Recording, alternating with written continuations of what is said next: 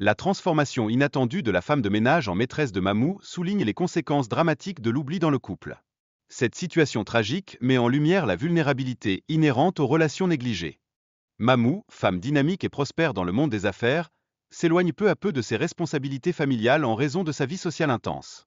Ses soirées brillantes creusent un fossé avec son mari et ses enfants. Par conséquent, la distance grandissante entre Mamou et son mari engendre une maison silencieuse et désorganisée. Ses enfants grandissent sans la présence constante de leur mère, impactant profondément leur bien-être. Dans cette optique, le choix de Mamou d'engager une nourrice visait à alléger le fardeau des tâches domestiques et à prendre soin des enfants. Cependant, cela a mis en lumière des fissures dans la structure familiale, suggérant des tensions sous-jacentes. De plus, la présence de la nourrice a progressivement transformé l'atmosphère familiale.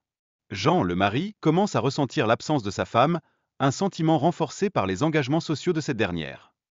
D'ailleurs, la relation entre Jean et la nourrice évolue d'une simple appréciation à une attraction personnelle. Cette dynamique entraîne des moments de complicité, brouillant ainsi les frontières entre le professionnel et le personnel. Il est important de noter que la liaison entre Jean et la nourrice débute discrètement, mais engendre rapidement des tensions au sein de la famille de Mamou. Les signes de trahison deviennent de plus en plus apparents. La grossesse inattendue de la nourrice agit comme un catalyseur, révélant la trahison au grand jour et plongeant Mamou dans une humiliation publique. Les rumeurs se propageant rapidement à travers la communauté, la situation devient intenable. En effet, la décision de Jean de marier la nourrice marque la fin définitive de son mariage avec Mamou, provoquant un processus douloureux de séparation et d'abandon. Mamou se retrouve alors isolée et dévastée. L'impact émotionnel de cette rupture sur les enfants de Mamou est véritablement dévastateur, les laissant témoins impuissants d'une vie familiale brisée. Cette situation affecte inexorablement leur équilibre quotidien.